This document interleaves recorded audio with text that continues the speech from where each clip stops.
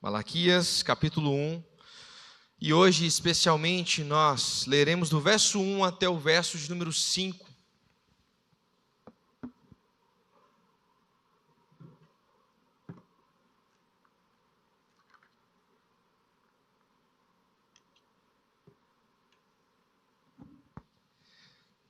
Reforçando o que eu disse pela manhã, esse ano nós teremos a felicidade de termos duas séries ao mesmo tempo. Estaremos expondo aqui nessa igreja o livro de Tiago, com o pastor Juliano, e também o livro de Malaquias, comigo e com o Elton. Estaremos expondo esses dois livros esse ano, para que possamos aprender não só o Novo Testamento, mas o Velho também. Malaquias, capítulo 1. A versão que eu estou usando aqui é a NAA, só para informação. A partir do verso 1. Assim diz a palavra do Senhor.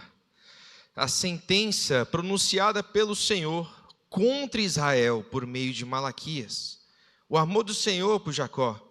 O Senhor diz: eu sempre os amei. Mas vocês perguntam: como é que nos amaste? E o Senhor responde: Esaú era irmão de Jacó, mas eu amei Jacó e desprezei Esaú. Fiz dos montes de Edom uma desolação e dei sua herança aos chacais do deserto.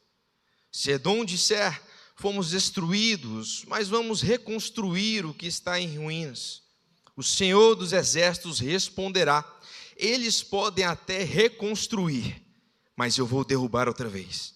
E a terra deles será chamada de terra de maldade e povo contra quem o Senhor está irado para sempre. Vocês verão isso com os seus olhos e dirão: o Senhor é grande, também fora das fronteiras de Israel. Vamos orar. Senhor, a tua palavra foi lida, que além de lida, ela possa ser bem explicada a todos nós. Usa-nos nesse momento, nos dê capacidade de entendimento, discernimento, que possamos entender o que está escrito e, acima de tudo, ser transformado pela exposição da tua palavra. Que esse culto seja uma bênção para a honra e glória do Senhor, em nome de Jesus. Amém. Quantos aqui conheciam essa música que cantou por último, Ousado Amor? Só levanta a mão, só para ter uma ideia. Ah, muitos, legal. Não sei se vocês sabem, essa música, Ousado Amor, aqui do português, ela é uma tradução de uma música em inglês chamada Reckless Love, do Cory Asbury. E talvez no inglês ela seja mais profunda que no português. Então eu tomei a liberdade aqui de pegar a letra literal para ler para vocês. Vocês já conhecem o refrão, cantamos aqui agora. Mas o refrão no inglês, traduzindo, seria mais ou menos assim: o avassalador, o interminável, o amor imprudente de Deus. Ele me persegue e luta até que eu seja encontrado. Deixa as 99, eu não poderia merecer, eu não mereço. Ainda assim você se entrega. O avassalador, interminável, o amor imprudente de Deus. E certa vez, esse autor, o Cory Asbury, ele foi questionado por um repórter. Por que ele estava chamando Deus de imprudente? E se Deus era imprudente na visão dele? Então, ele responde, Cory Asbury: Deus, não está preocupado com as consequências das suas ações em relação ao seu conforto e ao seu bem-estar. Então, como diz lá em Lucas 15, ele deixa as 99 e vai buscar a que está perdida. Esse é o amor, ousado amor do português, imprudente e irresponsável do inglês, de Deus. E geralmente quando nós falamos de Malaquias, eu não sei vocês, mas pelo menos para mim, eu sempre tenho uma lembrança, quando a gente fala de dízimos e ofertas, do devorador e tudo mais. Mas o livro de Malaquias, o profeta Malaquias, ele é muito mais do que isso. O Malaquias, ele é um profeta que nós chamamos de um dos últimos profetas, no qual ele foi responsável para profetizar numa época onde o povo de Deus estava longe dele. Segundo os estudiosos, o povo de Malaquias é o mesmo povo da época de Neemias e de Esdras, onde, não sei se vocês lembram, foi caracterizado pelo cativeiro do povo de Deus. O povo de Deus havia sido castigado e levado em exílio como escravos, servos, para outros povos, em especial o povo babilônico. A gente aprendeu isso lá na exposição de Neemias, né? Só que o templo de Deus, a casa do Senhor, havia sido destruída nesse cativeiro. Então, o rei Cícero determinou que alguns judeus poderiam retornar a Jerusalém e ali reconstruir os muros da cidade, o templo sagrado. E é neste tempo a qual Malaquias foi escrito. Eles foram lá, 1000 homens, 1000 mulheres, muitas famílias, reconstruíram em mais ou menos 15 a 20 anos, e ali houve novamente um lugar de adoração. Mas Neemias tinha que trabalhar, e ele voltou. E na sua volta o povo se afastou novamente, e muitas coisas que haviam sido construídas foram destruídas. E é nesta hora que Malaquias aparece. E veja, o nome Malaquias, ele tem uma tradução muito legal, o meu mensageiro. E é interessante que nenhum dos estudiosos arriscam dizer quem foi que de fato escreveu Malaquias, se foi ele, se foi um outro escritor, porque ele não deixa claro a sua autoria, apenas o seu tempo e as palavras que Deus mandou ele dizer. Porém, apesar de tudo isso, Malaquias, ele está num contexto um pouco parecido com o nosso. Eu vou falar aqui com vocês e vocês concordam comigo ou não. Veja o contexto cultural, o contexto circunstancial de Malaquias. O povo estava vivendo uma instabilidade econômica, a famosa crise financeira. Parece um pouquinho, né? Também havia escassez de colheitas, muitos não plantavam, porque se plantassem, poderiam perder.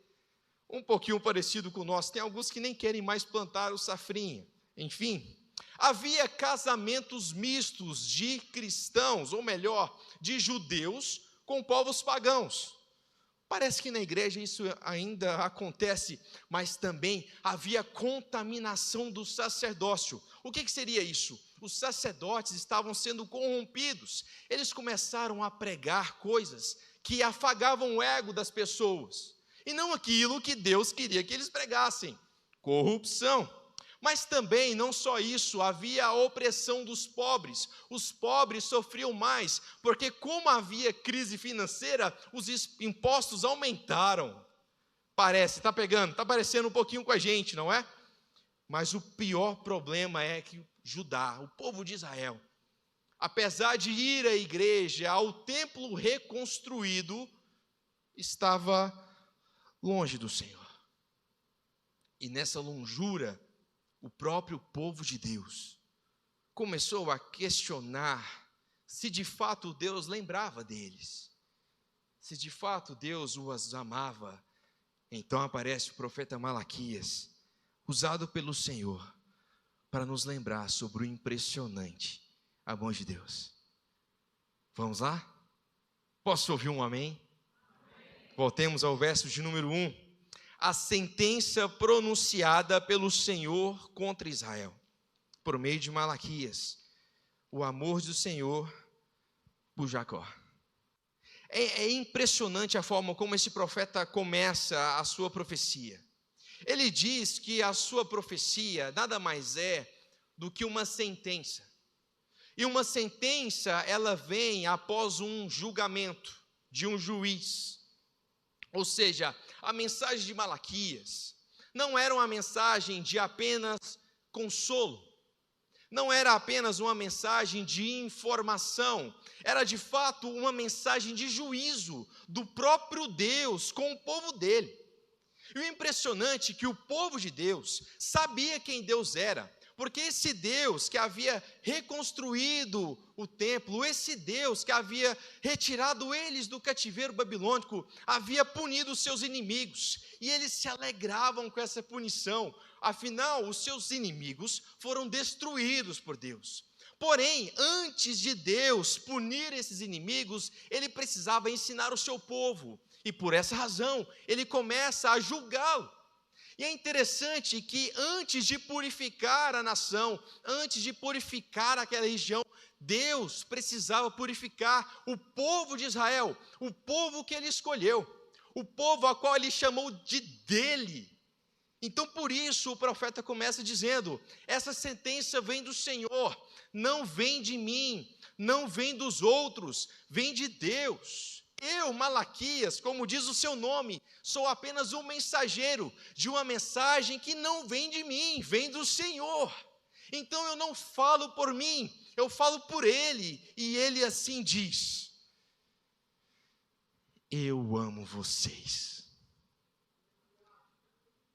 Eu escolhi vocês. E nós ficamos maravilhados, porque esse povo de fato, apesar de todo o pecado, de toda a circunstância, de todos os fatos que ali aconteceram, apesar de toda a distância que eles estavam do Senhor, Deus vira para eles e fala: eu amo vocês. E é tão maravilhoso pensar que este amor nunca vem, em primeiro lugar, de nós, e sim dele. Mas o problema é que o texto não é um consolo. Esse texto não era para afagar o ego, não era para engrandecer a vaidade do povo, como diz no início, era uma sentença. Deus estava ali julgando o seu povo, a sua família. E será que Deus precisa trazer uma sentença para nós? Uma sentença para a igreja dele? Uma sentença para a sua vida, para a nossa família? Será que o Senhor precisa trazer uma sentença para o nosso governo, para os nossos líderes, para os nossos pastores? Sim, de fato, Malaquias é totalmente irrelevante, porque todos nós seremos sentenciados pelo Senhor. É interessante que eu não escuto nenhum amém agora, né? Amém? O ouvinte do mundo pós-moderno, no mundo de hoje, ele não está afim de sentenças. Nós não queremos ser exortados, nós não queremos ser ensinados, nós não queremos ser disciplinados. Hoje, o ouvinte, ele é diferente, ele não quer pensar, ele quer sentir. O ouvinte do mundo de hoje, ele não busca conhecimento, ele busca entretenimento. Hoje, em muitos dos púlpitos, não é pregado a palavra de conversão, mas sim piadas. Infelizmente, hoje muitos pregadores não pregam para converter, e sim para entreter. E por isso que Malaquias é relevante para os dias de hoje. E com base nisso, nós vamos ver qual foi a reação do povo diante essa sentença, a qual Deus se vira para o povo através de Malaquias. E agora vem o verso de número 2. Por favor, abra novamente, não feche a Bíblia. Caso você queira, vai estar espelhado aqui. O Senhor diz: eu sempre os amei. Mas vocês perguntam: como é que nos amaste? E o Senhor responde: Esaú era irmão de Jacó, mas eu amei Jacó. É impressionante quando nós começamos a perceber os detalhes deste texto. O povo se vira para Deus, após Deus se declarar para o povo, Deus vira para o povo e fala: olha, eu amo vocês. E o povo vira: como assim você nos ama? Como que você demonstra o seu amor? É levando a gente para o cativeiro, é levando a gente para a escravidão, é aumentando os impostos, colocando reis maus, líderes maus. É dessa forma que o Senhor nos ama, é nos castigando, nos disciplinando. É a reação do povo de Deus mediante o amor dele. Deus demonstra de forma clara que ele amava o seu povo, o povo de Israel. E como o povo reage? Obrigado, Senhor, o Senhor nos ama e nós amamos o Senhor também. Lógico que não. Senhor, como assim? Você nos ama? Como o Senhor demonstra o seu amor? Como foi nos tempos históricos? Qual é a forma que o Senhor externou esse amor que sente por nós? E Deus, com a sua grande paciência, ele fala: Esaú não era irmão de Jacó e eu amei Jacó. E é interessante que aqui ele volta para um texto antigo que eles conheciam. Estamos falando aqui de uma cultura que era ensinada de pai para filho. Então eles sabiam quem eram os seus antepassados e de fato eles eram descendência de Jacó e não de Esaú. O povo de Israel era descendência de Jacó e não de Esaú. E Deus havia escolhido Jacó e dele fazer uma grande nação, como descendência do próprio Abraão. Mas ele vira para o povo: vocês estão esquecidos de como tudo começou? Como eu declarei meu amor por vocês? Eu escolhi amar vocês. Não foi porque vocês eram belos, não foi porque vocês eram capazes, porque vocês tinham potencial. Existiam duas pessoas, uma delas era Jacó e outra delas era Esaú. Aí vocês falam: mas Jacó mereceu o amor de Deus? Não, claro que não. Sabe o significado do nome Jacó? Enganador, mentiroso. Deus escolhe amar alguém que enganava, alguém que mentia. Não era pela capacidade, não era por potencial, e sim porque de fato ele quis. Então Deus vira para o povo e diz: eu amo vocês porque eu quero, não porque vocês merecem. Mas o povo questiona. E assim é o povo de Deus, não é mesmo?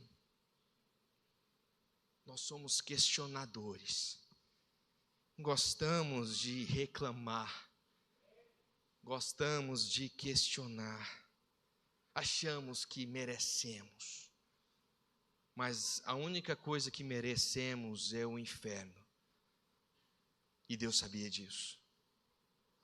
Por isso ele resolve mandar o seu filho à terra, pagar o preço dos nossos pecados, nos resgatar lá das profundezas, para nos trazer de volta ao Pai.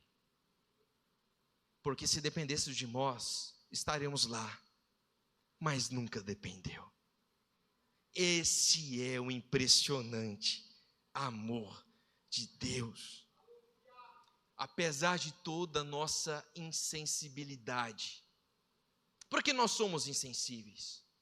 Você desfruta, usufrui do amor de Deus todos os dias.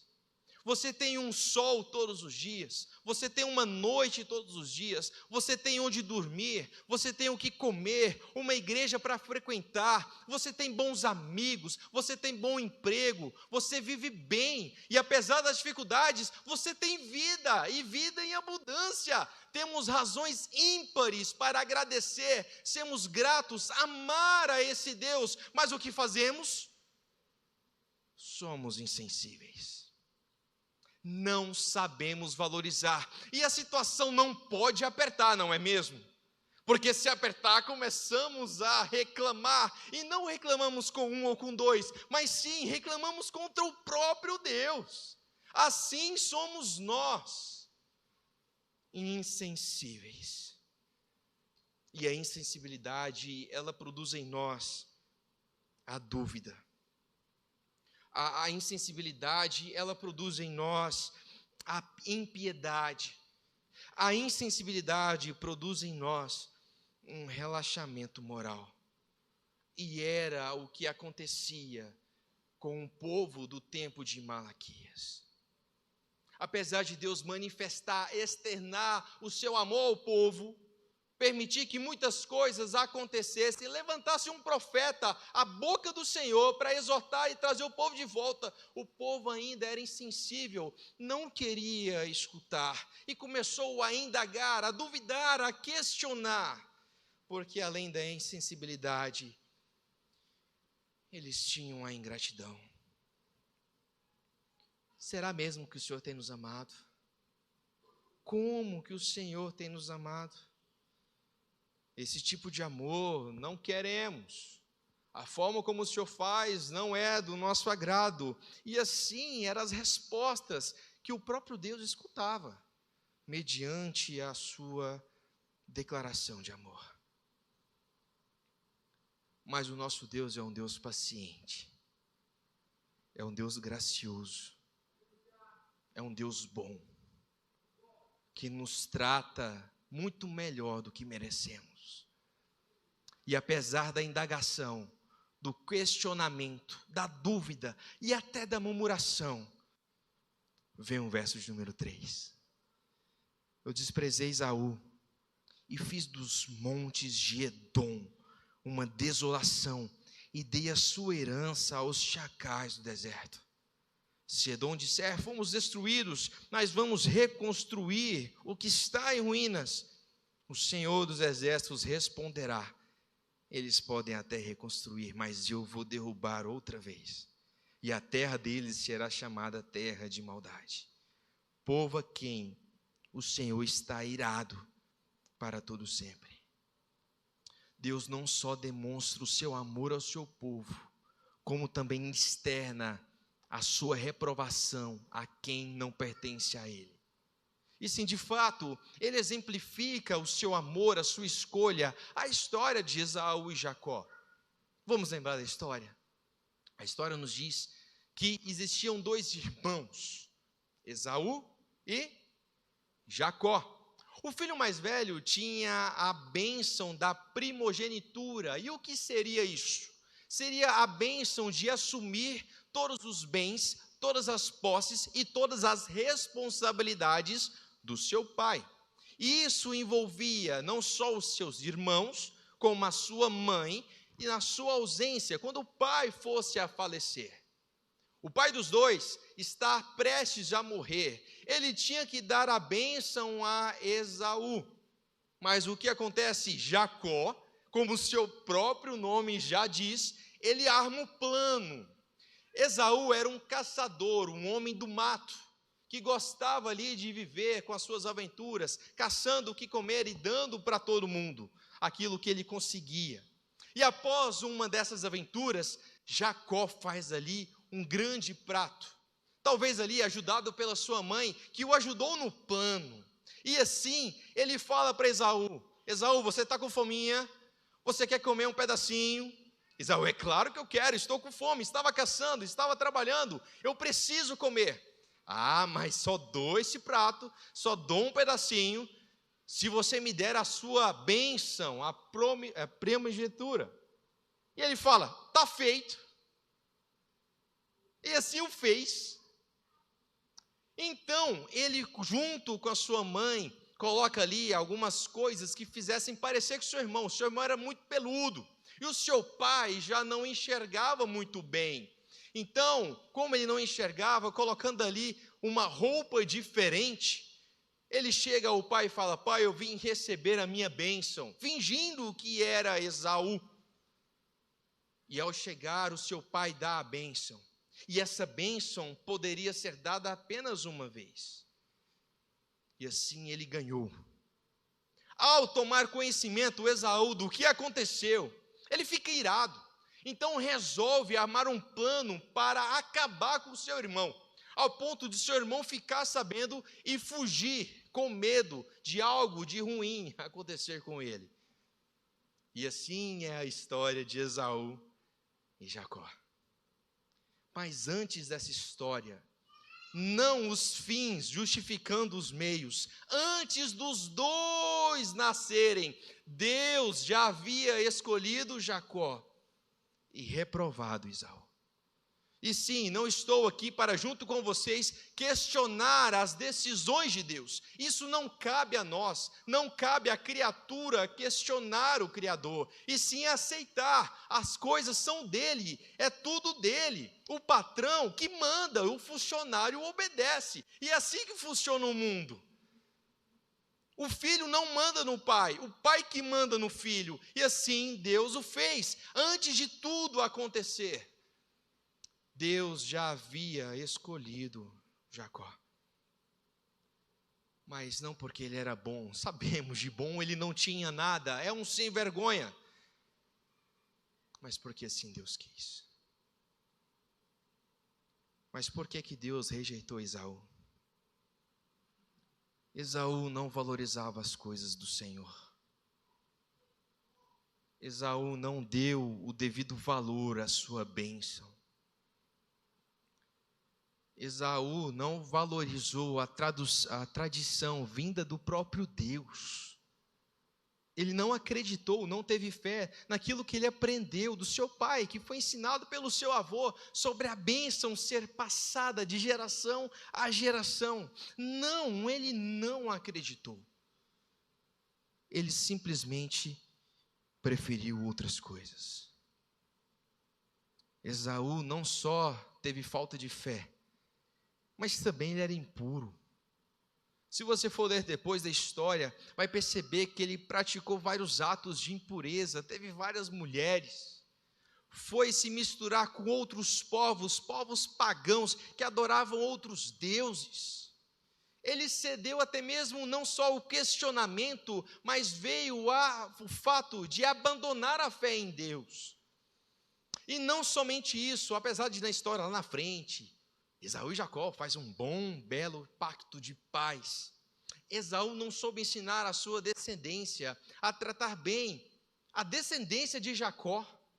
Ao fato que na própria história, lá em Obadias e em Salmos também, nos relata que essas duas descendências ainda brigavam, disputavam qual era a melhor, qual que merecia a bênção.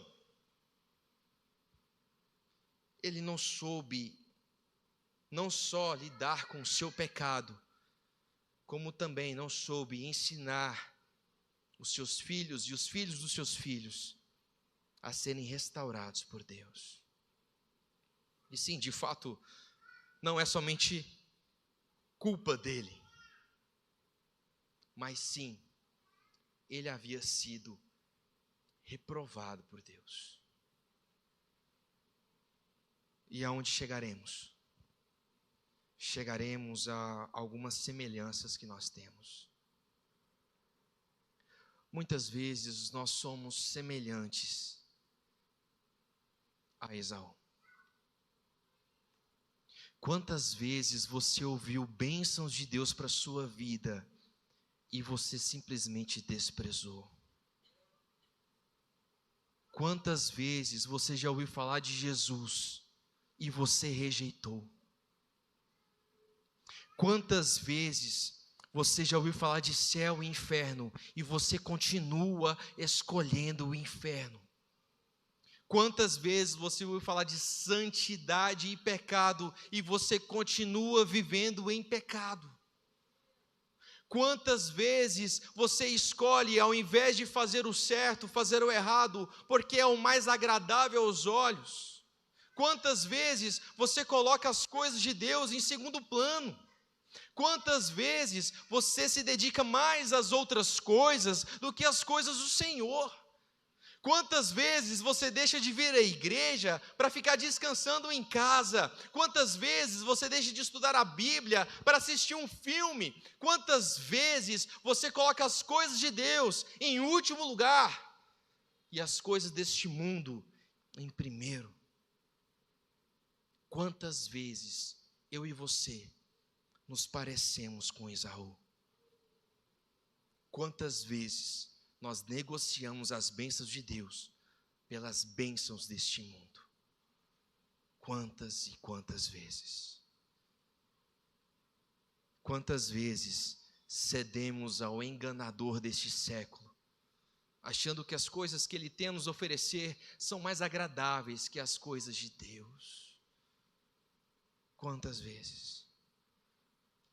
Milhares de vezes. Quantas vezes nos parecemos com Esaú?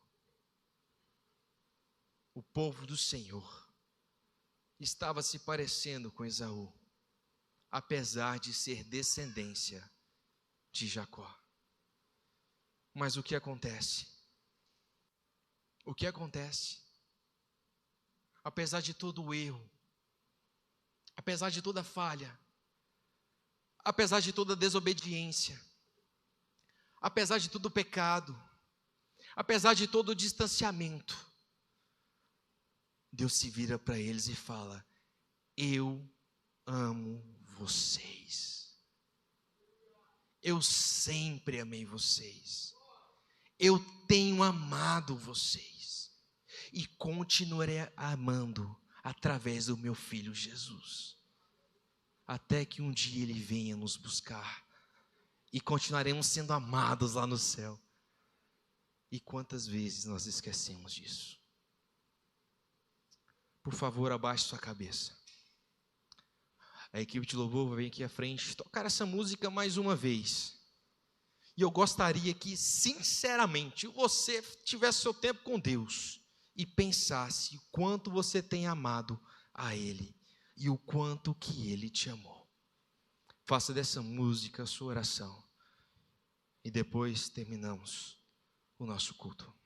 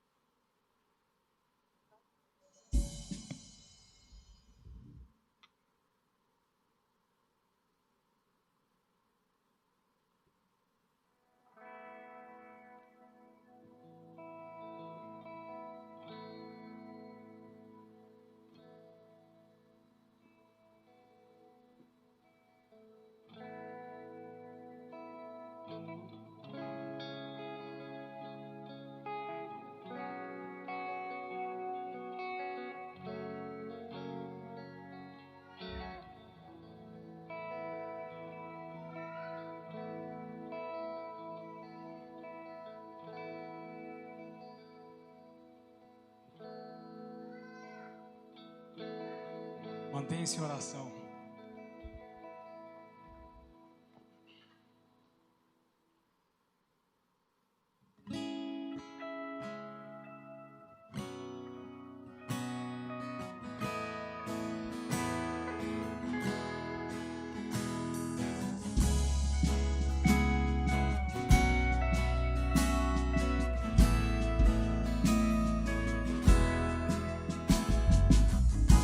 Antes de eu falar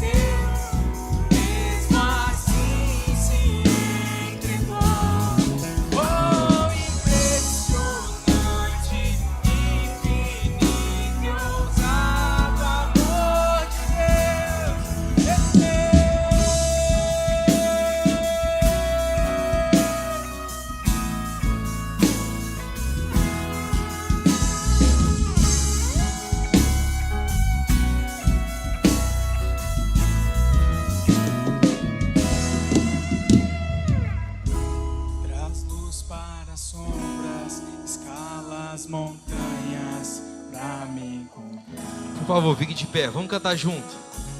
Derruba as muralhas, destrói as mentiras pra me encontrar. Traz luz para as sombras, escala as montanhas pra me encontrar. Derruba muralhas, destrói as mentiras pra me encontrar.